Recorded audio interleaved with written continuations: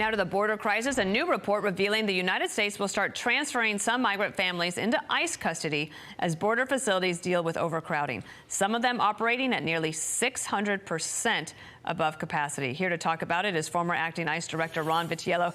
Tell us this in your mind. So what happens? The migrants then get transferred into ICE custody. What happens next? Thanks for having me on. It depends on what situation that they're in. If they're young children without their families, they'll have a brief stay with Border Patrol and then on to HHS custody into a shelter, eventually placed into the United States. Families with older children can be expelled currently under Title 42 back into Mexico, and then families with young children are being released in record numbers. And you've seen the images. Your audience has seen the images. You know, here we are, the most powerful country in the world. Here in 2021, and we can't develop policies to keep this surge of humanity coming to our borders every day. So the Border Patrol is totally overwhelmed. You heard about the capacity numbers. I feel bad for my former colleagues in the Border Patrol because they know solutions for this problem exist. We do not have the political will at the administration or in Congress to fix this problem. Therefore, those individual Border Patrol agents and now ICE assistants, they're left to pick up the pieces, and they're terrible conditions. Well, take a look at this also. Chris Cabrera, who's the Border Patrol Union Vice President, was talking on Fox News on Saturday about this issue that many of the migrants could be COVID positive, but they don't have good numbers. Take a look at this. Not everyone we encounter, we test, only those exhibiting some type of symptoms, and not everybody has symptoms that has it. And we're releasing people out the door day in, day out with actual positive tests for COVID, and more just keep popping up. So you have that situation. Plus, here's some pictures we have of migrants being smuggled in carpet and plastic bins.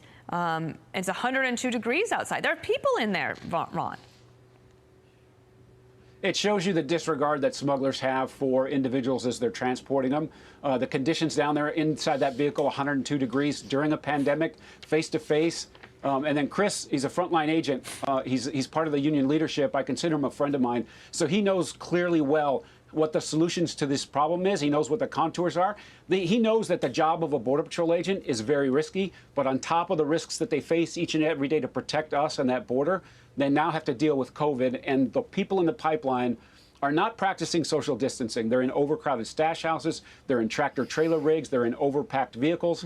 And so Chris knows that that problem exists and the risks that the agents and their families face.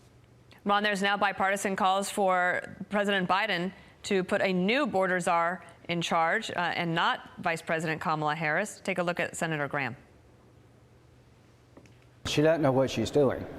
I don't dislike her, but she's suggesting that we should invest a lot of money in the Northern Triangle countries, but not change our border policies. Congressman Cuellar's district is under siege, and the hospitals are having a competition for bed space between illegal immigrants and American citizens, and Henry's district is being overrun. There's COVID positives everywhere. If we don't get new eyes on this problem, the worst is yet to come. Ron, your thoughts on that? There's clearly no interest at the White House level, including with the vice president, to fix this problem. And so Lindsey Graham, as a former chairman of the Judiciary Committee, Henry Cuellar, not only a legislator over Homeland in the House, but also a border resident, somebody who's represented Laredo for many, many years. And he's done it very well. Even as a Democrat, I agree with his policy, which is let's stop this chaos. Let's fix the problem. Let's put some resources in place so it isn't as bad as it could be.